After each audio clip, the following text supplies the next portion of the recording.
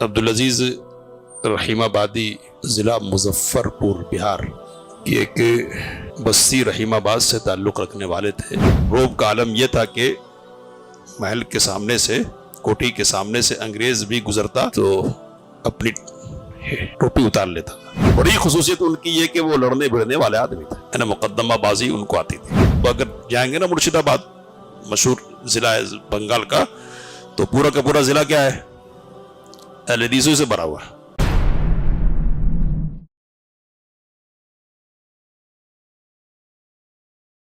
اللہ رب العالمین والصلاة والسلام علی رسولنا محمد وعلی آلہ وصحبہ اجمعین، اما بعد۔ تعارف علماء اہل حدیث کی پچھلی کڑی میں سید نذیر حسین محدث دہلوی رحمۃ اللہ علیہ کے ایک انتہائی نامور شاگرد مولانا عبد الرحمن مبارک پوری رحمۃ اللہ علیہ کا ذکر ہوا تھا۔ آج ایک اور شاگرد کا کچھ ذکر ہمارے سامنے آئے گا۔ ان شاگرد کا نام ہے عبدالعزیز رحیم آبادی۔ عبدالعزیز رحیم آبادی ضلع مظفر پور بہار کی ایک بستی رحیم آباد سے تعلق رکھنے والے تھے۔ والد کا نام احمد اللہ تھا اور زمیندار تھے اپنے علاقے کے، اور بہت روبدار شخصیت کے مالک تھے۔ مولانا عبدالعزیز رحیم آبادی پر کتاب لکھنے والے نے لکھا ہے کہ وہ اپنے علاقے کے بے تاج بادشاہ تھے۔ ان کے علاقے میں انگریزوں نے نیل کی کھیتی کرنی چاہی اور سیمنٹ وغیرہ، اینٹ وغیرہ اکٹھا کر لیا فیکٹری لگانے کے لیے، تو انہوں نے سب کو غائب کروا دیا۔ اور روب کا عالم یہ تھا کہ محل کے سامنے سے، کوٹھی کے سامنے سے انگریز بھی گزرتا تو اپنی ٹوپی اتار لیتا تھا۔ تو یہ روب تھا۔ تو یہ زمانے ماضی کی بات تھی، اور اس زمانے میں یہ توحید اور سنت پر نہیں آئے تھے۔ توحید و سنت پر آگے اللہ نے توفیق دی تو پھر دین کی خدمت اور اشاعت میں لگ گئے۔ اللہ تعالیٰ نے 5 بیٹوں سے نوازا، تو ان 5 بیٹوں میں تیسرے نمبر پر عبدالعزیز تھے۔ پہلے بیٹے بھی عالم ہوئے، میاں نذیر حسین دہلوی رحمۃ اللہ علیہ کے شاگرد، تو انہوں نے بھی خدمت کی ہے، لیکن عبدالعزیز رحیم آبادی کی شخصیت نمایاں ہے اور کئی ایک حیثیتوں سے اس لائق ہے کہ ان کا تذکرہ کیا جائے۔ تو یہ تیسرے بیٹے تھے۔ ابتدائی تعلیم اپنی بستی میں بلکہ اپنے گھر میں ہوئی ہے۔ باپ نے خود ایک مدرسہ قائم کر دیا تھا اور اچھے اساتذہ کا انتظام کیا تھا اپنے خرچ پر، تو ابتدائی تعلیم یہاں ہوئی ہے گھر پر، اور پھر 2 سال کے لیے دلی تشریف لے گئے اور وہاں سید نذیر حسین دہلوی رحمۃ اللہ علیہ کی خدمت میں رہ کر تقریباً ساری جو کتابیں پڑھائی جاتی تھی سبوں کی تعلیم حاصل کی، اور دہلی میں رہتے ہوئے طبابت بھی سیکھی، نہیں ڈاکٹری جو زمانے کی حکیمی، پھر طباخی بھی سیکھی۔ طباخی کا مطلب ہے کھانا پکانے کا فن۔ وہ مغلوں کا دور تھا آخری، اور ابھی ان کو لٹے ہوئے کچھ زیادہ زمانہ نہیں گزرا تھا، تو شاہی باورچی بہت سارے تھے، تو ان سے اس فن میں انہوں نے مہارت حاصل کی۔ اسی طرح گھڑ سواری بھی سیکھی انہوں نے، وہاں بہت سارے تھے اس میدان کے شہ سوار، تو یہ سب کیا، ذہین بہت تھے، اور اس بنیاد پر کبھی کبھی کلاس یعنی درس کو گول کر دیتے تھے، یہ سمجھتے ہو کہ جو پڑھایا جائے گا نا مجھ کو معلوم ہی ہے۔ تو ایک دن کا واقعہ کہ میاں نذیر حسین دہلوی رحمۃ اللہ علیہ حاضر ہوئے تو دیکھا کہ عبدالعزیز شریک نہیں ہے درس میں، پوچھا بعد میں تو کہا کہ اس لیے حاضر نہیں ہوا کہ مجھے پتا تھا کیا پڑھانا ہے، تو پہلے دن چھوڑ دیا۔ پھر ایک دن اسی قسم کا کوئی واقعہ پیش آیا، نہیں ہے، تو اب بلایا، کہا کہ نہیں مجھے پتا تھا کہ کیا پڑھانا ہے، تو کہا کہ ٹھیک ہے کچھ سوالات کرتا ہوں ذرا جواب دینا، تو جواب نہیں دے پائے، لیکن طبیعت مناظرانہ تھا تو اس لیے ادھر ادھر کی باتیں کرنے لگ گئے۔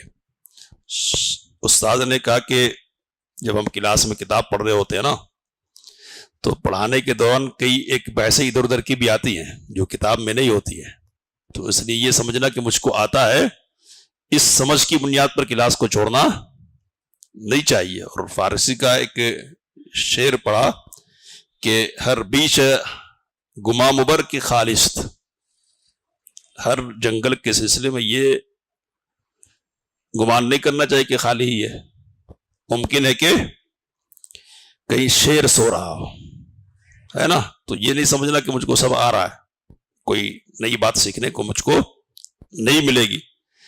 تو بہرحال یہ ذہانت کی مثال کے طور پر بات آئی ہمارے سامنے، 2 سال رہے اور اس کے بعد پھر اپنے گاؤں لوٹ آئے، اور والد صاحب کا جو مدرسہ تھا وہ تدریس وغیرہ کا کام شروع کیا، پڑھانے کا، طلبہ رہ کر بھی تعلیم حاصل کرتے تھے اور ان کے سارے اخراجات والد صاحب ان کے اٹھاتے تھے احمد اللہ، اور پڑھانے کے ساتھ ساتھ امامت و خطابت کا فریضہ انجام دیتے، علاقے میں وعد و نصیحت کے لیے بھی تشریف لے جاتے، اور 8 سال تک یہاں رہے گاؤں میں۔ پھر اس کے بعد جو شہر ہے یعنی ضلع ڈسٹرکٹ ٹاؤن ہے شہر، وہاں چلے گئے مظفر پور، تو 10 سال کا زمانہ ان کا یہاں گزرا ہے۔ اس زمانے میں انہوں نے دین کی تبلیغ اور اشاعت کا بہت سارا کام کیا۔ تو یہ تو اب پڑھنے پڑھانے کی باتیں ہوں گی، عالم ہے تو مولانا عبدالعزیز رحیم آبادی کی کچھ خصوصیات ہیں جن کو ہم کو سمجھنا ہے۔ تو بڑی خصوصیت ان کی یہ کہ وہ لڑنے بھڑنے والے آدمی تھے، لڑنے بھڑنے والے، یعنی مقدمہ بازی ان کو آتی تھی، اور جہاں بھی ضرورت پڑی مسلمانوں میں سے دوسرے طبقے کے خلاف ہو یا غیر مسلموں کے خلاف، تو ان کو آگے بڑھایا گیا اور انہوں نے جیت دلائی، اور جیت دلانے کے سلسلے میں انہوں نے قربانیاں بھی دی، تو اپنا پیسہ خرچ کیا، ایک مقدمہ چلا ایک مسجد کے حوالے سے، تو اس زمانے میں انہوں نے 80,000 روپے اپنے خرچ کیے اور مقدمہ انہوں نے جیتا۔ اب اسی طرح کے مقدمات کے ضمن میں ایک قصہ لکھا ہے، اور اس قصے کو اس لیے بیان کر رہا ہوں میں کہ ہمارے لیے ایک چیز ہو جائے حاصل، کیا ہے کہ کرامت کوئی چیز ہوتی ہے، کرامت کیا ہے؟ یہ تو معجزہ ایک چیز ہے جس کو ہم جانتے ہیں، نبی کے ذریعے سے، نبی کے واسطے سے کوئی ایسا واقعہ جو عادت سے ہٹ کے ہو، جو عموماً پیش آنے والا نہیں ہو، پیش آئے تو اس کو کیا کہتے ہیں؟ معجزہ کہتے ہیں۔ موسیٰ علیہ السلام کی لاٹھی سانپ بن جایا کرتی تھی، معجزہ ہے وغیرہ۔ غیر نبی کی طرف سے اس قسم کی کوئی بات جو پیش نہیں آنے والی پیش آ جائے تو اس کو کیا کہتے ہیں؟ کرامت کہتے ہیں۔ جس طرح معجزہ برحق ہے اسی طرح کرامتیں بھی برحق ہوتی ہیں۔ تو اب ہمارے یہاں کرامتوں کے قصے تو مشہور اور معروف نہیں ہے، اور معروف اور مشہور نہیں ہونے کی وجہ سے ذہن ایک بن یہ گیا کہ کرامت کوئی چیز ہے ہی نہیں۔ حالانکہ بات کیا ہے؟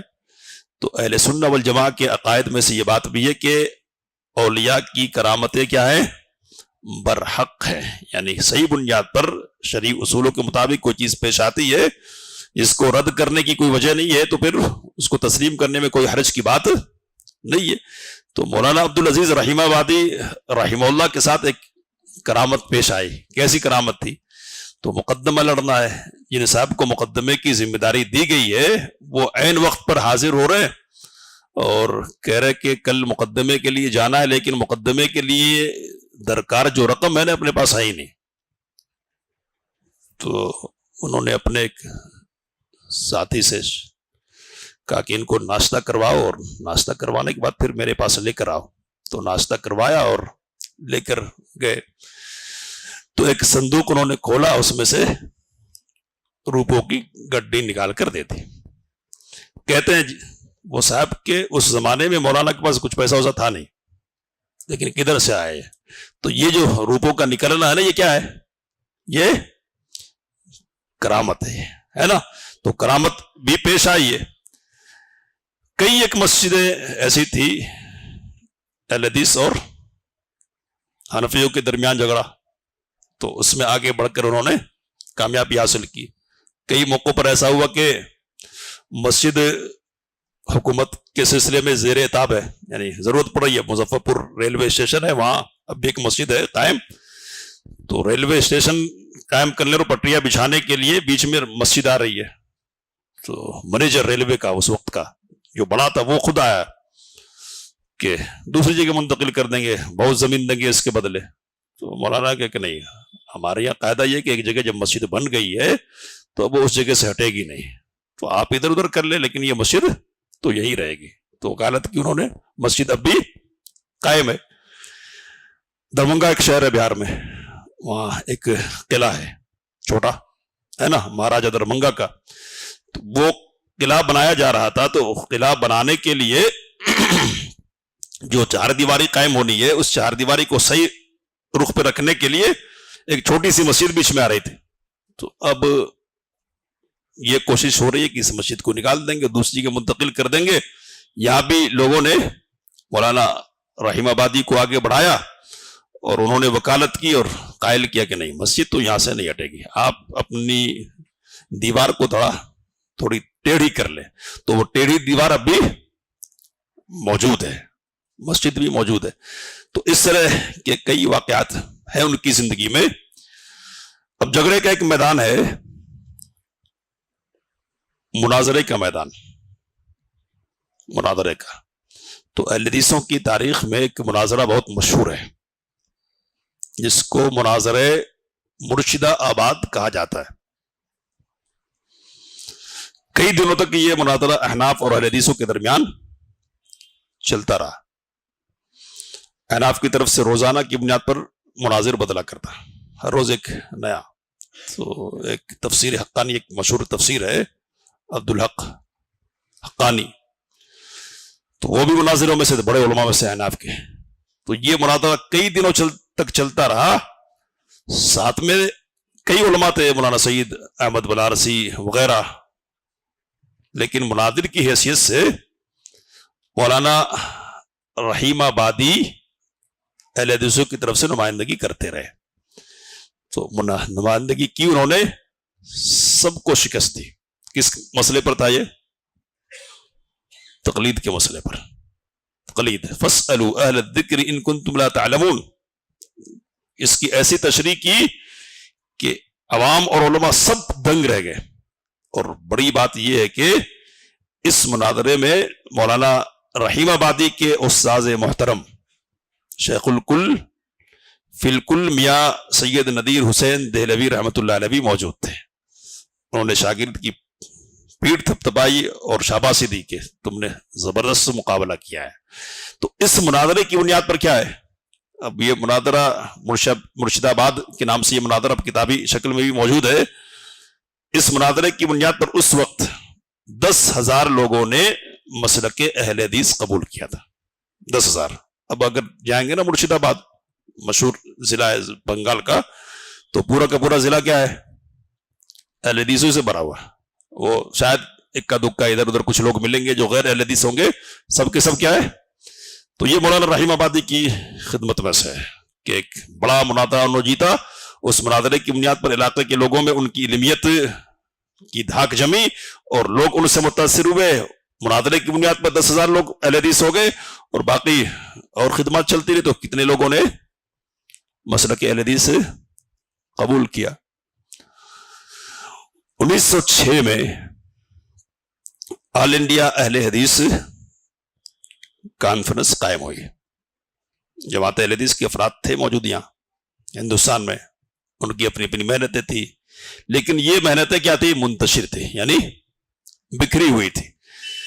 ضرورت اس بات کی محسوس کی جا رہی تھی کہ ان کے لیے کوئی ایک مشترکہ پلیٹ فارم تیار کیا جائے جو اہل حدیثوں کا ایک متحدہ محاذ بنے، جو ان کی ترجمانی کا ذریعہ بنے۔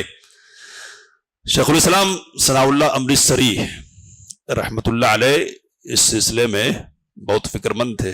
ان کا مجلہ یعنی میگزین نکلتا تھا اہل حدیث، تو اس میں مسلسل وہ لکھتے رہے تھے کہ اہل حدیثوں کی ایک تنظیم بننی چاہیے، ایک تنظیم ان کی وجود میں آنی چاہیے۔ تو سن 1906 میں، یہ جماعت کی تاریخ ہے یہ، اور یاد رکھنا چاہیے اس کو ہر فرد کو ہم میں سے، 1906 میں آرا بہار میں ایک مدرسہ ہے، اب بھی ہے لیکن بیچ میں ذرا سرد پڑ گیا تھا، اور اس کی اب وہ ایسے تو نہیں ہے، بہرحال جامعہ سلفیہ بنارس کی شاخ ہے وہ۔ تو احمدیہ مدرسہ احمدیہ آرا کی سالانہ کانفرنس ہوتی تھی۔ اس مدرسے کے بانی مولانا محمد ابراہیم آروی ہے، جو میاں نذیر حسین دہلوی کے شاگردوں میں سے ایک ہیں، اور ایک بات انشاءاللہ ان کی بات بھی آئے گی ہمارے سامنے۔ تو ان کے سلسلے میں سب نے تسلیم کیا کہ ہندوستان میں مدارس کو نئے نظم اور نئے نصاب کی بنیاد پر چلانے کی جو تحریک شروع ہوئی ہے نا، اس تحریک کی بنیاد ڈالنے والے کون ہیں؟ مولانا ابراہیم آروی رحمت اللہ علیہ۔ تو یہی مدرسہ احمدیہ سے اس کی بنیاد پڑی ہے۔ تو سالانہ طور پر وہاں جلسہ ہوتا تھا، تو یہ جلسہ منعقد ہوا۔ بڑے بڑے علماء ہندوستان کے اس وقت یہاں موجود ہیں۔ ان آل انڈیا اہل حدیث کانفرنس قائم کی گئی، تو پہلے آل انڈیا اہل حدیث کانفرنس کے نام سے قائم ہوئی تھی، آزادی سے پہلے اسی نام سے یہ کانفرنس چلتی تھی۔ بعد میں اس کو کیا نام دیا گیا؟ تو آل انڈیا کی جگہ مرکزی کر دیا گیا۔ کیا ہے؟ مرکزی، اور پھر کانفرنس کی جگہ جمعیت، تو مرکزی جمعیت اہل حدیث ہند کے نام سے جمعیت بن گئی۔ تو 1906 میں یہ قائم ہوئی ہے، قائم تو ہو گئی، قریہ قریہ، شہر شہر پھر کر اس کو منظم کرنے کے لیے 3 رکنی ایک وفد تیار کیا گیا۔ 3 رکنی، سمجھ رہے؟ 3 لوگوں کی ایک ٹیم بنائی گئی۔ تو یہ معمولی لوگ نہیں تھے ٹیم میں۔ کون تھے؟ نمبر 1 مولانا عبدالعزیز رحیم آبادی، نمبر 2 ثناء اللہ امرتسری، نمبر 3 مولانا ابراہیم میر سیال کوٹی۔ اب یہ بڑے بڑے لوگ ہیں، ہم نہیں جانتے تو یہ ہماری قسمت کی بات ہے، لیکن بھاری نام ہے، یہ بہت بھاری نام ہے نا۔ تو یہ 3 لوگ تھے کہ جنہوں نے پورے ہندوستان کا دورہ کیا اس وقت۔ کب؟ آزادی سے پہلے، 1906 سے قریب کے زمانے میں۔ کیسے سفر کیا ہوگا انہوں نے؟ کیسے گئے ہوں گے؟ تو اب بھی ایسے قریے اور دیہات موجود ہے کہ جہاں سواریوں کی سہولت نہیں ہے۔ اس زمانے میں تو اور کیا معاملہ تھا۔ تو پڑھا تھا میں نے بہت پہلے کہ بیل گاڑیوں پر، چھکڑوں پر، گھوڑے گاڑیوں پر سفر کیا انہوں نے، اور ان گاڑیوں پر سفر کر کر کے پورے ہندوستان کا دورہ کیا تھا انہوں نے۔ تو دورہ کرنے والوں میں ایک نام کن کا ہے؟ مولانا عبدالعزیز رحیم آبادی کا۔ اب بات ختم کر رہا ہوں میں ایک واقعہ ذکر کر کے، انشاءاللہ اگلے ہفتے بات ہوگی، اور کہ آل انڈیا اہل حدیث کانفرنس کی طرف سے سالانہ بنیاد پر ایک مذاکرہ علمیہ قائم ہوتا تھا، کانفرنس ہوتی تھی، کانفرنس جس میں ملک کے بڑے بڑے علماء اہل حدیث شریک ہوتے تھے۔ مختلف وقتوں میں مختلف علماء اس جلسے کی، سالانہ جلسے کی صدارت کرتے تھے۔ تو مولانا اسحاق بٹی لکھتے ہیں کہ 24 जलसे मुनक़िद हुए थे उस वक्त तक, है ना, 24 तक़सीम हिंद से पहले 24। तो उन 24 जलसों में 4 जलसों की सदारत मौलाना अब्दुल अजीज रहीम आबादी ने की। उसमें से एक जलसा बनारस का है, बनारस का। तो बनारस के जलसे में बहैसियत सदर उन्होंने जो तकरीर की है, अहले हदीस उलमा, उलमाए अहनाफ सब मौजूद थे। उन्होंने एक जुबान होकर कहा कि ये इस वक्त का इमाम गजाली है। क्या कहा? इमाम गजाली। अब ये गजाली क्या है? तो अभी ये तशरीह का वक्त नहीं है, इंशाअल्लाह कभी समझाएंगे कि गजाली कौन है। बहरहाल, है ना, तो सलाहियत थी मुनाज़रे की, लोगों को समझाने की। अब एक जलसा होने वाला है अहले हदीस कॉन्फ्रेंस की तरफ से, कहाँ? पेशावर में। पहला जलसा उस इलाके में, पठानों का इलाका है, उनको कुछ भी समझ नहीं है दीन की। चंद लोग हैं जो अहले हदीस हैं, अब वो कोशिश कर रहे कि इस इलाके में एक जलसा ऑल इंडिया सतह का हो जाए। बात फैल गई कि जलसा होने वाला है, लोग इकट्ठा होने लगे और कहा कि कुछ भी हो जाए वहाबियों का जलसा होने नहीं देंगे। तो मौलाना सनाउल्लाह अमृतसरी रहमतुल्लाह अलैह जलसे के मुंतजिम थे और दूसरे लोग उनके ज़ेर निगरानी काम कर रहे थे, तैयारियों में थे। मौलाना अब्दुल अजीज रहीम आबादी बीमार थे उस जमाने में और इस लायक नहीं थे कि उस जलसे में वो शरीक हो सके, लेकिन सूरत हाल बिगड़ती जा रही है। अब क्या करना चाहिए? तो मौलाना सनाउल्लाह अमृतसरी रहमतुल्लाह अलैह ने कहा कि मौलाना अब्दुल अजीज रहीम आबादी से राब्ता करेंगे और किसी भी तरह उनको यहां आने पर राजी करेंगे।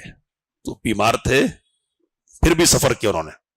लंबा सफर है, मामूली सफर नहीं है, है ना, सरहद का इलाका, बिहार से गए। जुमा का दिन है, हफ्ते के दिन जलसा होने वाला है। जुमा का खुतबा दिया उन्होंने और कहा कि मैं एक बीमार आदमी हूं, दीन की बात पहुंचाने के लिए इतना लंबा सफर करके आपके पास आया हूं। मैं कुछ बातें आपके सामने रखने जा रहा हूं, अगर ये बातें आपको समझ में आ जाए, अच्छी लगे तो आप कल जलसा होने देना। अगर अच्छी नहीं लगे और आपको पसंद नहीं आए बात, तो फिर आपकी मर्जी है। कल का जलसा क्या है? कैंसिल है। तकरीर शुरू की, क्या हुआ? तो खुद भी रोए, सब थे, मुखालिफीन, मुवाफिकीन, सब आंसू बहा रहे, सब। होना चाहिए, नहीं होना चाहिए? होना चाहिए। अब जलसा हो गया, हो रहा है। मौलाना अब्दुल अजीज रहीम आबादी बीमार हैं, वो इस पोजीशन में नहीं कि जलसा में तशरीफ लाएं, तकरीर करें। अब दूसरा लफड़ा शुरू कर दिया लोगों ने, नहीं जलसा होने नहीं देंगे जब तक कि कल के वो बूढ़े जो मौलाना थे ना, वो नहीं आएंगे और उनकी तकरीर जब तक नहीं होगी तब तक जलसा नहीं होगा। समझाए लोगों ने कि नहीं, चलने की पोजीशन नहीं है, नहीं आ सकते। तो कहा कि अगर चल कर नहीं आ सकते ना, हम उनको कांधे पे उठा के लाएंगे। तो बात पहुंचाई गई मौलाना रहीम आबादी को, दवा खाई, गोली खाई उन्होंने और फिर तशरीफ लाए, तकरीर की और लोगों ने उसका असर कबूल किया। तो इस सलाहियत के आदमी थे। लेकिन एक चीज है कि जिसकी बुनियाद पर मौलाना अब्दुल अजीज रहीम आबादी जिंदा रहने वाले हैं, हालांकि ये भी खूबियां कम नहीं है, अब चर्चा नहीं होता हमारे यहाँ बुजुर्गों का, इसलिए हम जानते ही नहीं है कौन क्या है। मौलाना अब्दुल अजीज रहीम आबादी को लोग हुस्नुल बयान वाले कहकर जानते हैं। क्या कहकर? हुस्नुल बयान वाले। जलसा हो रहा था, अब्दुल अजीज मदरासी एक आलिम थे। अब जलसों में जलसे से मुताल्लिक अशार पढ़े जाते हैं, मैं सुना के बाद खत्म कर रहा हूं। अशार पढ़े जाते हैं तो उन्होंने शेर पढ़ा के शुक्र खुदा के जमा है हिंदुस्तान वाले, यानी सारे हिंदुस्तान से उलमा जमा है। उलमाए खैर उम्मत शीरी जुबान वाले, मीठी जुबान वाले, अच्छी जुबान वाले उलमा जमा है। जिनके मुशाहदे को आंखें तरस रही थी, जिनके देखने को आंखें तरसी थी ना, लो देख लो अजीजो इज्जो शान वाले। तो बड़े बड़े उलमा या सब मौजूद है, देखने की जो तमन्ना और हसरत होती थी ना, सब देख लो। और फिर क्या कहा? क्या खूब होता वो भी, क्या खूब होता वो भी गर आज जिंदा होते। कौन? तो अब्दुल अजीज नामी حسن البیان والے. حسن البیان کیا ہے یہ؟ تو حسن البیان کی ایک کہانی ہے، انشاءاللہ آپ سنیں گے اور اس کی بنیاد پر ایک فخر اور عزت کا احساس سینے میں کریں گے. اللہ سے دعا کی جو باتیں کہی گئی ان سے فائدہ اٹھانے کی توفیق مت فرمائے. آمین. وآخر دعوانا الحمدللہ رب العالمین.